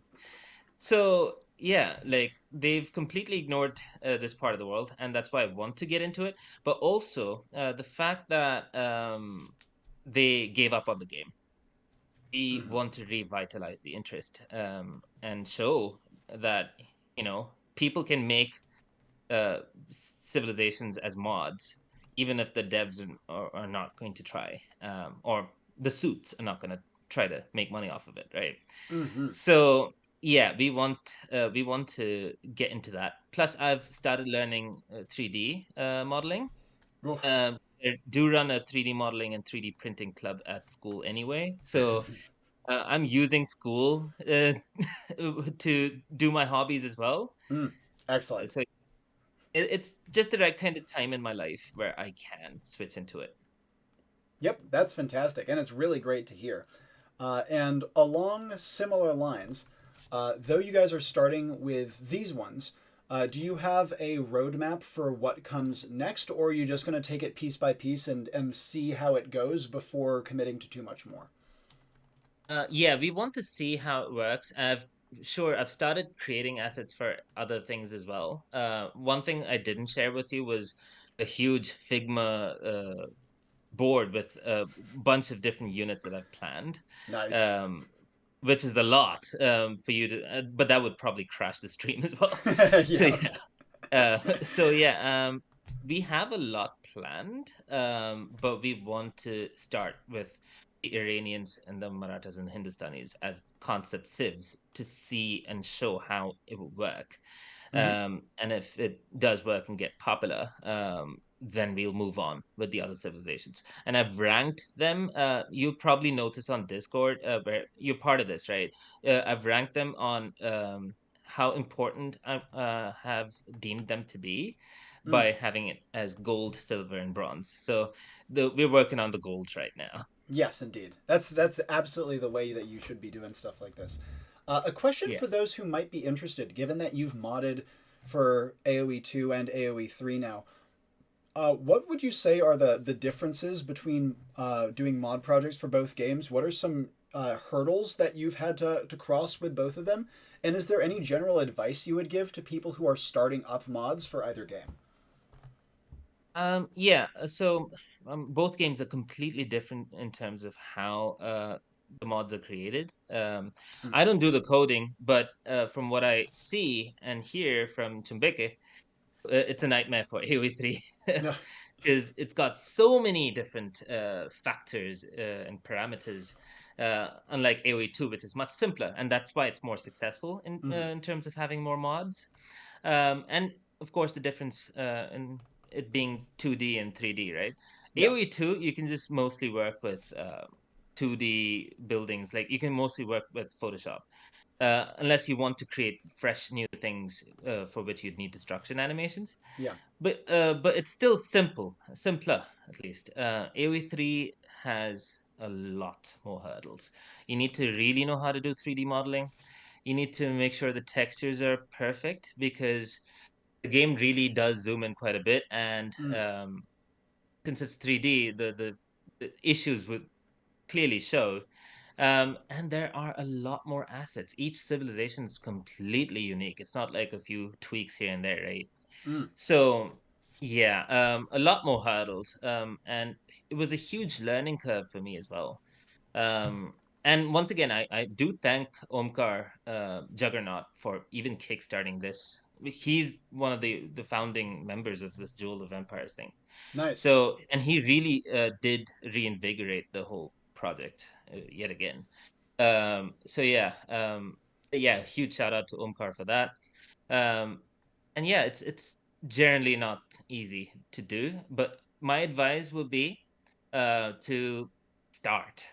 Mm, Get started by creating a building on Blender. Blender is incredibly easy to work with, and it's free. So yeah, it's really fun to create new civilizations and new buildings. hmm I would say just get started on Blender. That's the tool that I use. Totally. Kind of like how when I've made assets for my things, I just bash my head against Figma, another free program, until it kind of worked. Though Yeah. Blender is definitely a scary program. Like when I hear the word Blender, my mind goes to, "Oh my god, this person knows what they're doing." But, but it sounds like it's not as scary as it might seem on the face. Like you can go on YouTube. There's a instructional video on creating a low poly house. Mm, That really does show you how to do basic things on Blender. And when you create that low poly house and you see the final finished product, you're like, oh, I can improve on this. I can expand on this, right? mm. Because of course AoE 3 has more details than a low poly, house or whatever. So you literally can create buildings on Blender. It's actually simple. All you need is YouTube. Yeah, that's fantastic. That's really good. That's really good news, and maybe something might be Yeah, something I screw around with in future myself. absolutely. I mean, YouTube is the best resource for everything. Yeah. Like even making my people's food using American greens, I can find a recipe on YouTube, so, That's fantastic. yeah. Yeah. So at this point, I'm going to ask for chat to if you guys have any questions for Arjun specifically about his work with modding and especially Jewel of Empires. I'd love to hear from him. I'm going to take the opportunity to catch up with chat very, very briefly. I'm just going to read it aloud in case you want to contribute to things while I'm scanning Cool. through. I'm going to have to skim. And then after we get some questions for you, if you have other things that you want to touch upon, that would be obviously we'd really want to hear it. But before we get to that, when Jewel of Empires is at a point where it's like released and playable, I of course want to let people know about it on my channel. There's no doubt about that. But in the meantime, is there anywhere people can go to follow Jewel of Empires? Or Discord. You're all welcome. Excellent. I'll send you an invite if Oh, you. I have it. I can get the invite link. Oh, you do, right? Yeah. Oh, yeah. Yep. You're there. Yeah. In fact, I will chuck it into the chat right now. Bam. And I'll try to remember to put it in the description of the stream so that people who are finding it in post don't have to like scroll through the chat. Yeah. Okay, so let me quickly catch up with chat. Arjun starts doing AoE 3 mods and a Chicago native gets elected Pope. Coincidence? uh, I'm very proud right now. uh, is this pre Dynasties of India? Yes, Dharma was pre Dynasties of India by several years. Um, I want something like that for the Balkans and references to Dharma. Yes, absolutely. Copy a sincerest form of flattery in this specific case in regards to them lifting some of your assets. Uh, Another person says, I don't think they'll ever return to South Asia, says Fiona, at least not within Definitive Edition's lifespan. I'm kind of inclined to agree, though that's a bummer. What do you Yeah. think, Arjun? See.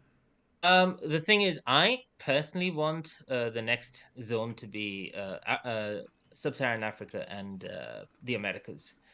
Um, like all I want them to do is just change the name of Dravidians because that is not real. Like there's no such thing. Like I don't necessarily need more civilizations right now because the most important zone right now is the Sahel and East Africa.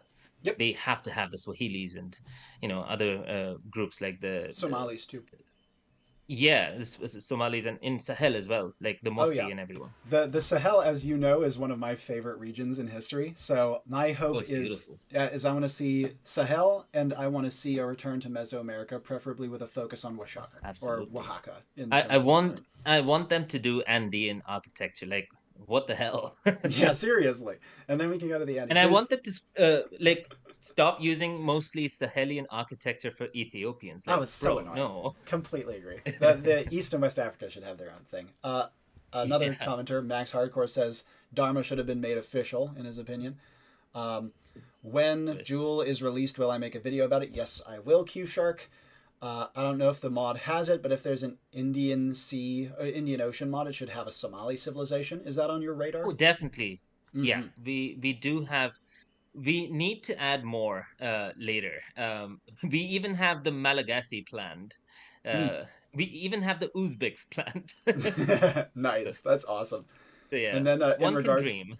in regards to your assets, an incredible menagerie of impressive facial hair, and then someone else says more bearded men, please. Oh God. Finishing up Chile and Argentina, says Chumbeke, and then moving on to this. That's great. Um, ooh, are there going to be animated capitals in Jewel of Empires? That's a really Yes, interesting question. Wow, yes, really? You guys are doing yes. animated capitals? Colors is the boss of that. Holy shit, that's Um, amazing. yep, yep. Oh, that's so cool. We've also decided the capitals. So yeah, Nice. Oh, Chumbeke yep. says, ask Arjun about the Malagasy. I bring it up every opportunity that arises. Every single time. Every time I talk about the Indian Ocean, he'd be like, Malagasy confirmed. I have actually debated proposing a Malagasy for AoE too. That would be a massive stretch. Oh, wow. God, that's great. And then people are saying Zimbabwe, Somalis, Thailand, Omanis, Oh so yeah, many different options. the Nepalese. Shona are a group that I would like to see in AoE too for sure. The Shona, Yep, Shona basically I have Zimbabwe, planned. the Great Zimbabwe. Yeah, Hmm. yeah. I I have wish. a I have a couple of Shona friends as well. They'd be happy to hear if it Oh, comes out. totally. On Raf's, okay. I wish Sami were implemented in AoE 3, and then Mega says, I wish Denmark and Poland, Lithuania were included. Luckily, there was a DLC announced. Well, they were planned, but Yep. the devs gave up. Oh, yeah. Completely sardonic. Uh, let's see. AoE 3 was doing better than Age of Mythology. And then the follow up is Age of Mythology will probably be cancelled too, TBH. Um, Age of Mythology. I mean, one of the hurdles is, of course, they can't have the controversial ones. They're too scared. mm, But Robbie does have a plan, so let's I see. do. I do have a plan. And I just have to finish up some of my current Age of Mythology projects. First, they are I've been still in the feeding pipe, him I evil promise. ideas as well Yes, on you how have. to circumnavigate. Nice. Uh, Pedro says, gameplay wise, how much will the new civilizations in Jewel of Empires differ from the current Indians, or are you guys only in art dev at the moment? No, we do have a very different style in terms of gameplay. Um, One thing you can know for now, no wonders. Mm-hmm. The wonder advances are going to change into alliance building advances. It's different. Mm-hmm. Totally. That's great. So yeah, and on top of that, Hindustanis will be, like how the Russians are for the Soviets. The Hindustanis will retain a lot of the Mughal stuff. I mean, a lot of the Indian stuff, which is mostly Mughal, and the naval stuff will be Marathas will be a naval and cavalry based civilization. So Nice. That's great. That's really cool to hear. It's great to hear that you guys are already developing out the mechanics so substantially, though it's not too surprising for me. Um, would you thanks say to that? Chimbeka, he Oh, yeah? he makes fun of Colors and I because we're the art and aesthetics people. Colors and I, we don't play the game. I haven't played AoE 2 and AoE 3 in a long time. Yeah. I suck at the game. I'm here just for vibes and aesthetics. So Completely legit. And there's a lot of people in that camp as well. Um, yep. David says, I am actually trying to learn Blender for AoE 2 and 3 modeling. It seems daunting at the beginning, but it's actually really fun. So, a word of endorsement for that. Exactly. I fully agree with David. Yeah, definitely. More people, please. More people get into Blender, please. We need this. Mm-hmm. And in general, I keep telling my students at school, like they need to learn these tools because future jobs really need such tools too. Even if you want to become a dentist, you need Hmm. to eventually know how to handle 3D printing and modeling.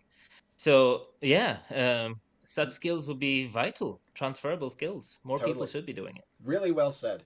Another question for Arjun from Mhm. Gear Director. What would you rename the Dravidians to? The current Dravidians are entirely based on Tamils. They're Yep. Tamils. Their wonder is Eastern Tamil, which is the Chola wonder. Their unique unit is a Kerala Tamil unit.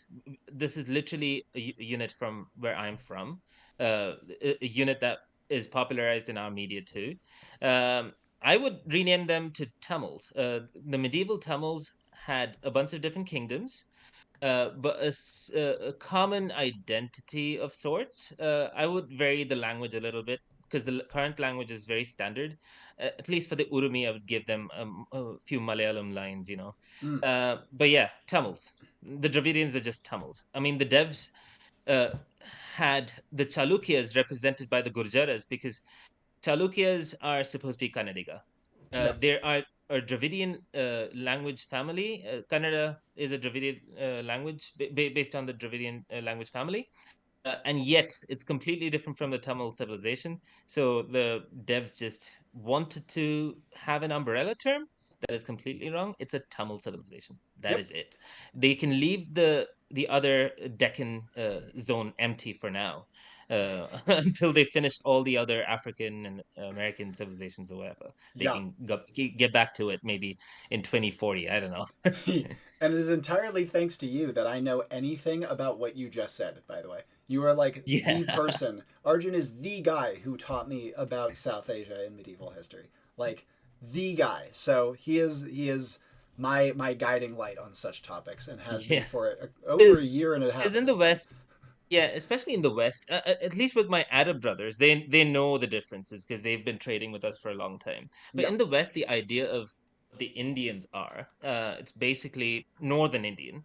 If Mm-hmm. you see Indian restaurants, it's entirely Northern Indian in Yep. America. It's Mughal and Punjabi. And the architecture that will come to people's minds will be the onion dome architecture, Mm-hmm. which is the Persian-esque Northern Indian architecture. Everything is Northern Indian in the Western mind here.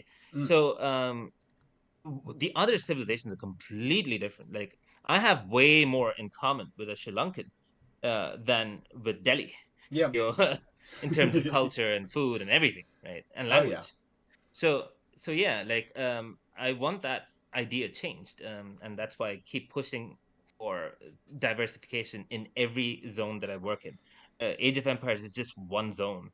I work on books. I work on Wikipedia on a regular. So yeah, And that's one of the main reasons that I like to approach the channel the way that I do and my own stuff with Age of Empires and stuff like that.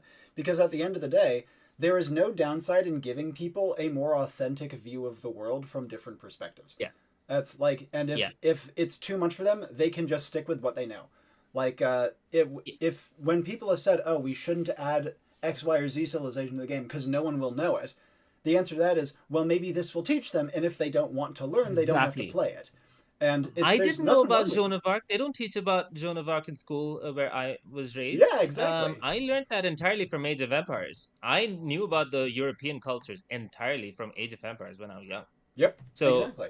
and I feel like the devs and the suits, especially the suits, are insulting the Western audience by assuming that they wouldn't be interested. No, they're absolutely interested. Yeah. Most of the contributors that I've had are European. I'm very proud to have them, and very thankful for them. Um, uh, People underestimate the human curiosity, Yeah, they right? really do. Yeah. Completely agree. If you guys have other questions for Arjun, by the way, please fire away. Hope you don't mind the soliloquy on history and culture from us. This is how we tend to talk to each other. uh, Mhm. let's see what else we got.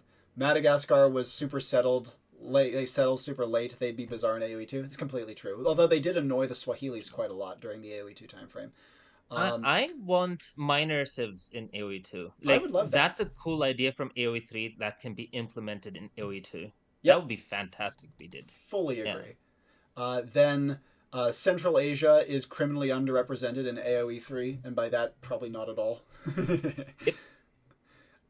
And then Greta says, I play Galactic Battlegrounds, and you introducing this mod is mind blowing. I mentioned a Galactic Battlegrounds mod earlier called Expanding Fronts, which is super comprehensive, as just another example of Mm, great mods that do it right. Glad to see that mm. it's been introduced to you.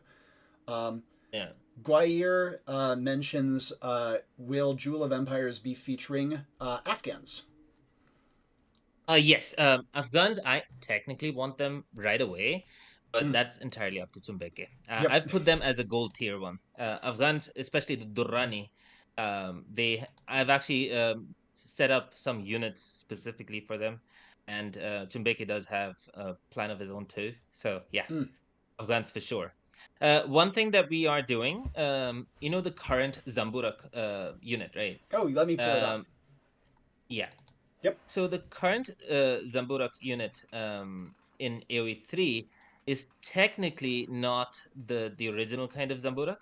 Mm-hmm. It's the original one had to have the person unmounting and then shooting the cannon Yeah. because it was a heavy one. The current one is actually called Shaturnal, which is a lighter version of the Zamburak, Hmm. and at least based on the books that I've read about it. So the lighter version is the Shaturnal. And so what we're doing is we're renaming the current Zamburak to Shaturnal. And I gave that man a beard so he could be used by the Sikhs and Afghans, like, Nice. so And yeah. for those who don't know, could you briefly explain what a Zamburak is? I do actually know Zamburak is this one. basically, camel based unit, heavy cannon, well, heavier cannon than currently represented on a camel. The camel would usually, the way it's done, at least based on the paintings, is the camel will sit down, Mm-hmm. the person will get out and start firing. So it's like a trebuchet that we would unpack and pack in AoE2. Mm-hmm. Yeah, that kind of function. That's what I'm guessing Chubeke wants. Chubeke, if you'd like to confirm. Nice. Yeah. That's how it is. Yeah. Camel cannons are awesome and are not something I think most people know was a thing, um, unless they've already encountered them in a game or in history or something. Just the fact that a camel won't spook if trained when a cannon Yeah. goes off on its back is mind-boggling to me. They're such Yeah. terrifying animals. Yeah. Elephants are more spooked by cannons, Mm-hmm. though they're bigger. Yeah. Elephants do get spooked very easily. Mm. Yeah. And I wouldn't recommend doing it too close on a horse's back. That's for damn Oh, sure. definitely not. Other questions for you? Um, let's see. How do you feel about the Tirisadai on the current Dravidians? Oh God, no. Oh God. So yeah, once again shows that, oh, the big research team that we've put, nah, that's Wikipedia, click click click, add, that's it. Like, anyone Mm, can edit Wikipedia. I'm a Wikipedia veteran. I know that people come up with nonsense, especially when it comes to, unfortunately, when it comes to the Tamils. They are extremely nationalistic and are susceptible to creating fake information. I mean, you've probably heard about the Albanians doing stuff like that, where they create stories about how their language is the oldest and this and that. Tirasida is just another such unfortunate mishap. mm, It was never supposed to be that. But I would say they did have large ships. We have no data on them talking about navies per se. But we do have data on them raiding and conquering cities uh, in Nusantara, mm-hmm. which means they may have had large merchant ships that they would hire temporarily. And it's a simple fix. All they need to do is rename the ship to Perunkapal or Periyakapal, which means big ship. Simple. Mm-hmm. Yep. Nice. Let's see. What else we got? Max says, same in Europe as in America. We know three types of Indians: Northwestern, Tamils, and those from Goa. Uh, Yeah. Oh yeah, Goa. That's popular for Europeans, of course.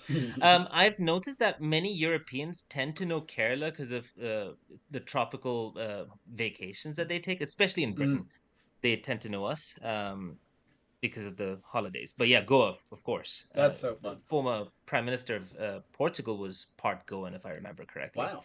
So Uh, yeah, Tyrano also because of says that they went to yeah. a restaurant in Reading where the main Uh-huh. vibe was trying to teach people where in South Asia all the food came from, and the food was pretty good too. Oh, cool, Sounds pretty fun. cool. Is that the same Terrano on Reddit? That is the same Tyrano who's on Reddit and also has a mod called Mandate of Heaven that I reviewed at the top of the stream. It Oh, is in playable state and is effectively fixing the sins of the recent yeah. DLC disaster, but was being designed, I think, over a year before that was even announced. Oh, yeah. Terrano, I see them post about Persian architecture. Mm. Me like they post memes every week on the Persian architecture. Look at Yeah. that, you're famous. Uh, yeah, days without Tirana posting on Reddit, zero. That's great. Tirana's fantastic. Oh, that's awesome. Then Chimbeke says, I designed Afghans explicitly so they'd be easy to get out of Persia once Persia is done. Um, Yeah, and fortunately, I even had the voice lines saved from Wars of Liberty. Wow, that's awesome. fantastic. Um, Zamburaks are the goofiest concept, says Tyrano. Again, I've included them in a Persian army for a fantasy game I helped work on. They're super cool. Mm. It's one of those, as Megas then says, one of those things where people could think they're fantasy. Yeah, it just feels weird. Or like, oh no, that couldn't have been the The case. idea is to transport cannons, right? Mm-hmm. Because cannons were a nightmare to move around. Yep. I mean, they're heavy, right? In the Mughal period, there were four classifications of cannons based on the animals that will carry them. Really? Huh. One would be the oxen. The you've I don't know if you've seen the bull of the Indian cow. It's Yeah. got a big hump. Yeah, Mm-hmm. that's one of the animals that would carry. So Wow. yeah, we are planning such units too. That's great. That's such a cool, like, little history quirk there that the cannons were, like, named or classified based on the animals that could kill them. Makes sense, though. Yeah. And then Jumbeke adds, someone got those pack and unpack animations in Legacy AoE 3. I know how they were made, but to be honest, how easy we got it working. Yeah, pack and unpack, it seems tricky to me. Pedro says, if I'm Yeah. understanding right, you more than double the playable civilizations and revolution options. That's a lot of Yes. designing. Yes. Oh, yeah, that's We're not gonna wild. give up. Yeah. um, Dionysio says, I've seen websites saying the ancient Greeks and Maya were actually Tamils, lol. Oh my God, yes. Oh my God. Oh my, yeah. So Tamils are often mocked in linguistic circles for the kind of stuff that they talk about. Mm, And yeah, like I am a Malayali. We are a type. We are the mountain Tamils, yeah. basically. But there are a lot of differences between Malayalis and Tamils in terms of how we perceive our histories. Mm. Malayalis don't tend to care. We just care about making money. The Tamils really care because of their movements in the 20th century that they had that really changed the mindset. Mm-hmm. I wish there would be more scientifically backed thinking that would come. But that being said, their push for history does push the government to do more archaeology, and it is a very ancient landscape, and I'm glad that the nationalism kind of worked to help Sure. with a few things. That's a So good way of looking yeah, at it. Some good to come out of it. yeah, Um, yeah, a question from Juan. We'll take a couple more if you guys have any, and then we'll wrap it up here. But from Juan, we have. Do you think it's kind of disheartening that big developers with a lot of resources don't care about doing proper historical research? Arjun, take it absolutely. away. Uh, yeah, absolutely. They have so much money. They have a fantastic team of devs, but they choose not to do the right thing.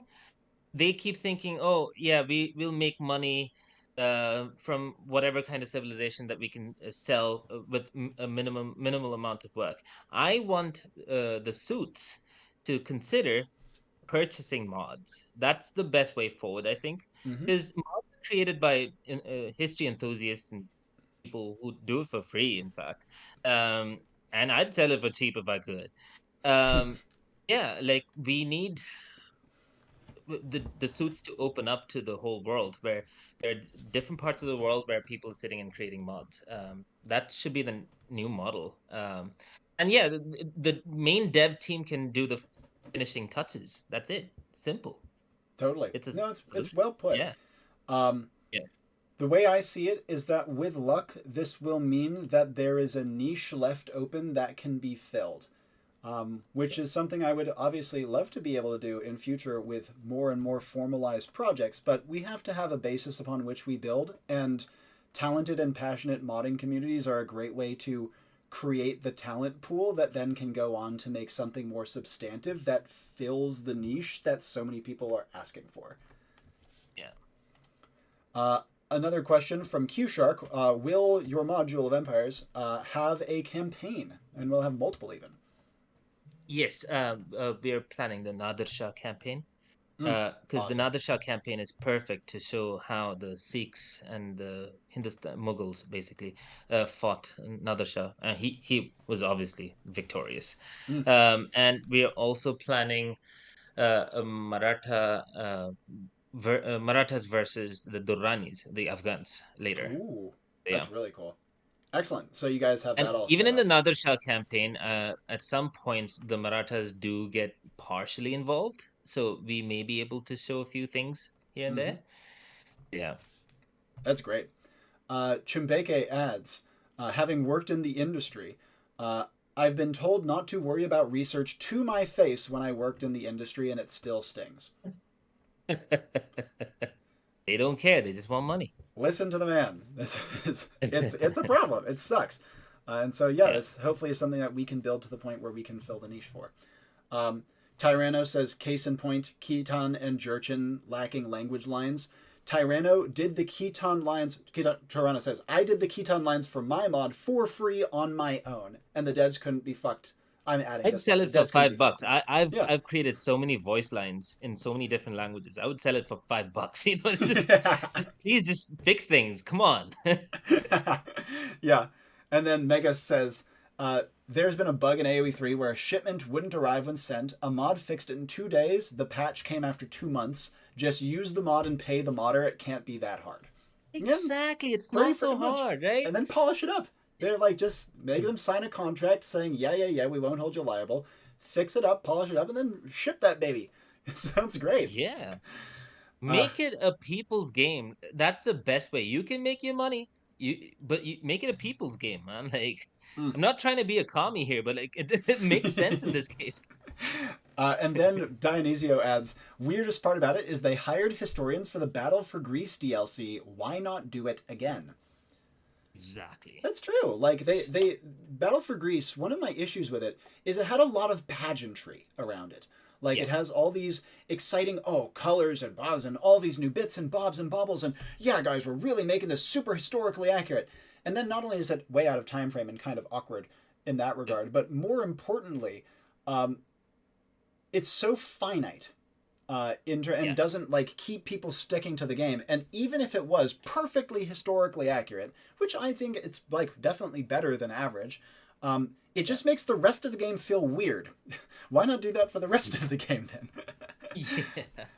And then Fiona says Paradox Interactive still doesn't hire history advisors for Crusader Kings, Europa Universalis, Victoria, and it shows. Wow. Yeah. Um, Magnum says, off topic, do you agree that Thai or Siamese deserve to be in AoE2? Yes, they were one of my first 20 builds I ever did. Absolutely. Yeah, In fact, there are so many campaigns where they would be a perfect fit. yeah, that are currently in game. Like create a Thai umbrella, like Thai people groups. Like create an umbrella if you want. Like there are Laotians in one of the campaigns. I'm sure you could Yep, use them there too. exactly. Yeah. And then Mega says, our Age of Empires. And Tyranno adds, they've done dead languages before, like Cuman, Old Persian, Chagatai, like doing their Mm-hmm. best. Sometimes they care, but Mm-hmm. sometimes they don't. And Yeah. Juan adds, I don't think historians are that expensive, which is Yeah, they're probably not. pretty fair. Like, I have historians, friends who are historians who actually do a lot of the stuff for really cheap, Hmm. uh, because they're passionate about fixing games. Oh, You yeah. know, And then Scythel adds, it's important to polish up the mod, of course. There's no doubt about that. If you're going to buy a mod, don't Of just run it course. completely like as Exactly. is. Polish it up because mods are, of course, full of bugs and stuff. Yeah, Polish it up exactly. for sure. Uh, Yeah. Arjun, do you have any closing thoughts on modding historian games and especially Jewel of Empires?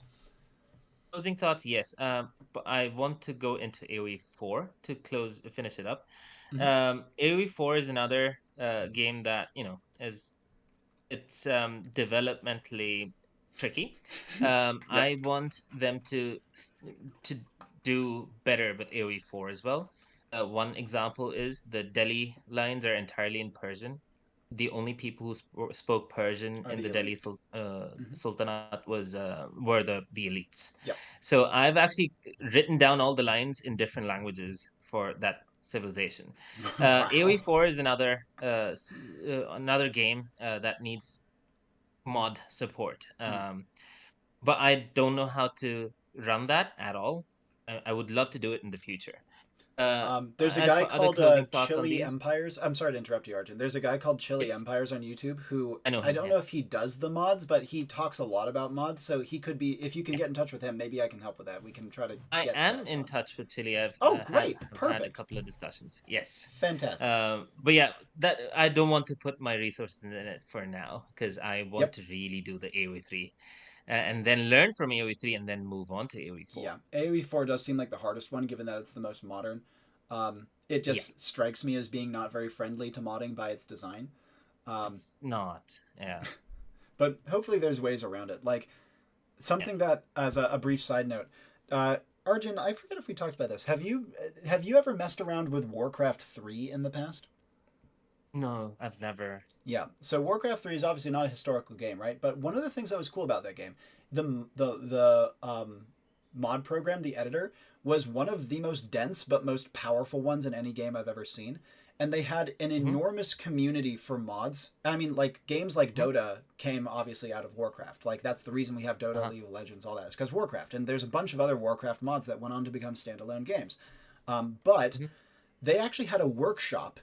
It was called Hive Workshop, where they would publish free fan made 3D animations for units Ooh. that modders could just grab and implement. And I think that it would be great to see strategy games deliberately toning down the demands of their graphics and other assets for that Yeah. explicit purpose of making it easier to create Oh, and share and even like grab yeah. from other games these assets to bring into the Yeah. to this one.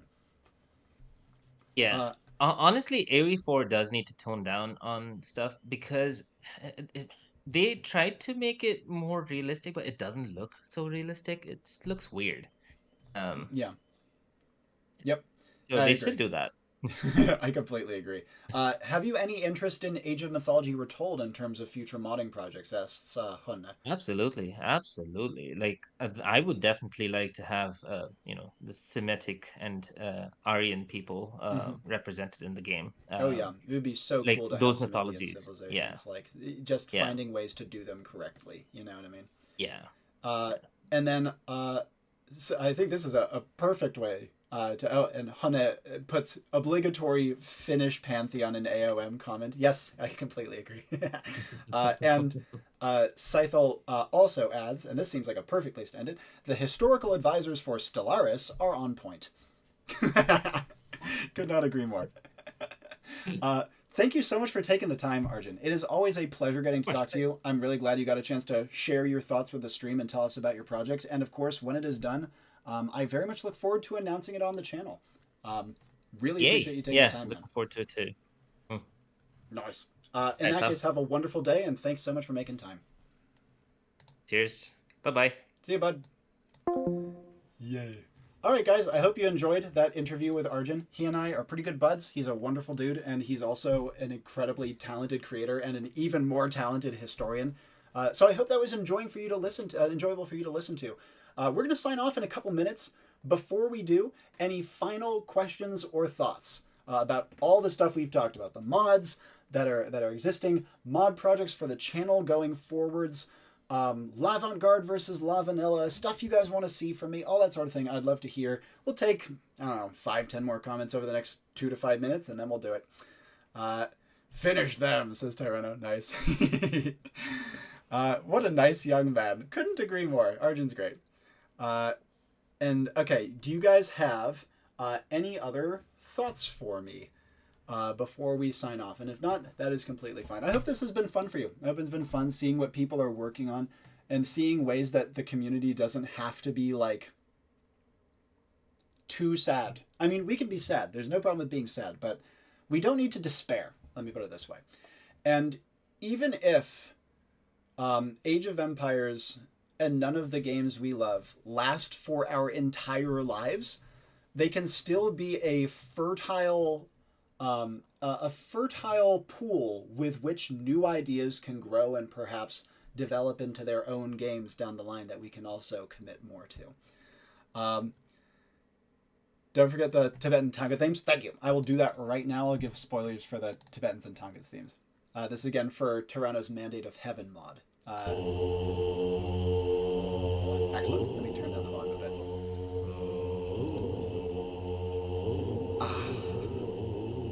This is pretty much exactly what you should expect from a Tibetan theme. Next, nice. They got the temple gong too. Excellent. I won't do the whole thing, so just as a little spoiler for you guys. And then for the Tongats, this one was really tricky because obviously the Tongats they're gone as a people. They are gone. So how do you come up with a theme for them? I think this one is really good.